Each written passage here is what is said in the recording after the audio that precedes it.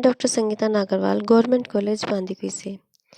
पिछले वीडियो में हमने अकबर की राजपूत नीति की चर्चा करते हुए उसकी पृष्ठभूमि और राजपूत नीति को अपनाने के कारण और उसके विभिन्न अंगों की चर्चा की थी और हमने बताया था कि किस तरह से उसने राजपूतों को अपने अधीन किया और उनको अधीन करने के लिए कौन कौन से माध्यम अपनाए।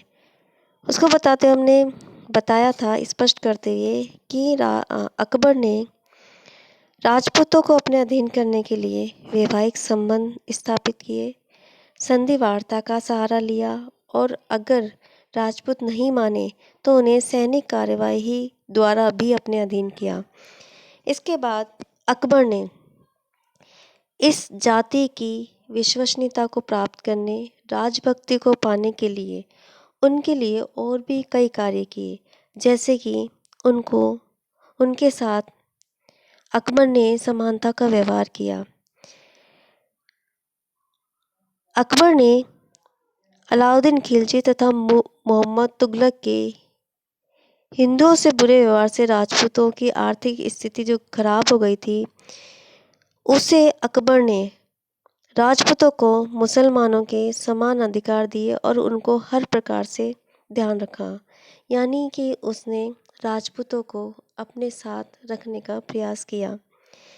इसके अलावा अकबर ने राजपूतों को उच्च पद भी प्रदान किए। अकबर ने हिंदुओं तथा मुसलमानों की योग्यता को सामने रखकर उन्हें उच्च पद दिए। उसने हिंदू मुसलमानों का भेदभाव मिटाकर केवल योग्यता को सामने रखा।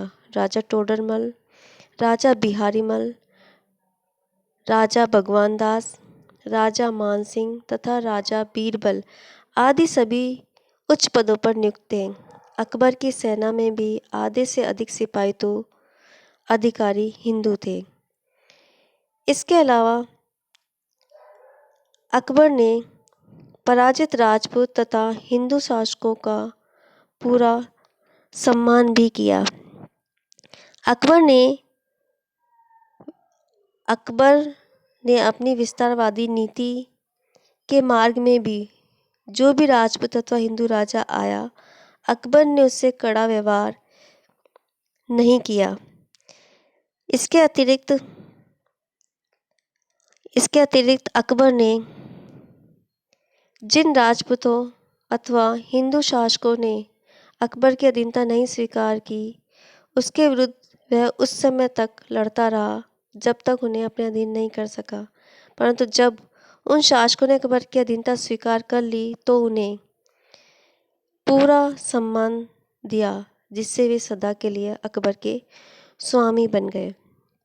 इसके अलावा अकबर ने इनको पूरी धार्मिक स्वतंत्रता भी प्रदान की। अकबर ने हिंदुओं तथा राजपूतों को धार्मिक स्वतंत्रता देते हुए उनके मंदिरों को नष्ट नहीं करने दिया, बल्कि उन्हें पुराने मंदिरों की मरम्मत करवाने तथा नए मंदिरों का निर्माण करने की भी पूर्ण आज़ादी दी। वे अपने त्योहार तथा रीति रिवाज पूरी रस्मों के साथ मना सकते थे। अकबर की हिंदू पत्नियों तथा दूसरे हिंदू नौकरों को महल के भीतर भी हिंदू देवी देवताओं की पूजा करने की पूरी छूट थी। उसने कुछ विशेष अवसरों पर पशुवध पर भी प्रतिबंध लगा दिया था। इसके अलावा अकबर ने जजिया कर को भी समाप्त कर दिया और इसके साथ साथ धार्मिक कर भी अकबर ने समाप्त कर दिए। ये सारे प्रयास राजपूतों को प्रसन्न करने के लिए किए गए थे। इसके अलावा अकबर ने राजपूत जैसी बहादुर जाति के सहयोग से कई भयंकर युद्धों में विजय प्राप्त की। अब हम चर्चा करेंगे अकबर की राजपूत नीति के प्रभावों की। तो देखिए, अकबर की राजपूत नीति के बहुत अच्छे प्रभाव हुए, जिनका विवरण इस प्रकार है। पहला, हिंदू मुसलमानों में परस्पर विरोध समाप्त हो गए और दोनों जातियों में प्रेम संबंध हो गए। दूसरा, भारत मुगलों का मुकाबला करने वाली राजपूत जाति ही थी, वहीं राजपूत मुगल राज्य के शुभचिंतक बन गए। तीसरा, इस तरह अकबर अपने शत्रुओं को दबाकर देश में शांति स्थापित करने में सफल हो गया। इसके अलावा अकबर ने हिंदुओं तथा राजपूतों की ओर से निश्चिंत होकर अपने विद्रोहियों को सरलता से कुचल दिया। इसके अलावा देश में शांति स्थापित हो गई, जिससे व्यापार को बहुत प्रोत्साहन मिला। इससे देश की आर्थिक स्थिति भी सुधर गई और देश समृद्ध हो गया। तो ये थी अकबर की राजपूत नीति, जिनके सहयोग से अकबर ने भारत में लंबे समय तक शासन किया और मुगल सत्ता को दृढ़ता से स्थापित किया।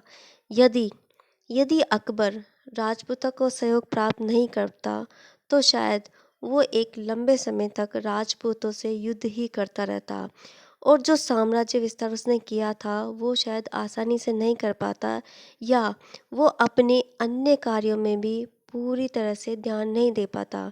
तो राजपूतों का सहयोग प्राप्त करने के बाद उसने अपने साम्राज्य विस्तार को तेजी से बढ़ाया। राजपूतों को उसने अपने बराबर का सम्मान दिया, उनके सम्मान की सुरक्षा की, उनको बहुत सारी स्वतंत्रताएं दी और बदले में राजपूतों ने उसके प्रति राजभक्ति दिखाई, उसके साम्राज्य विस्तार में से सहायता प्रदान की और उसके अन्य अन्य उत्तराधिकारियों के लिए भी उन्होंने समर्पण प्रदर्शित किया। तो ये थी अकबर की राजपूत नीति और अकबर की राजपूत नीति के परिणाम। आगे की चर्चा हम अगले वीडियो में करेंगे। तब तक के लिए नमस्कार, धन्यवाद।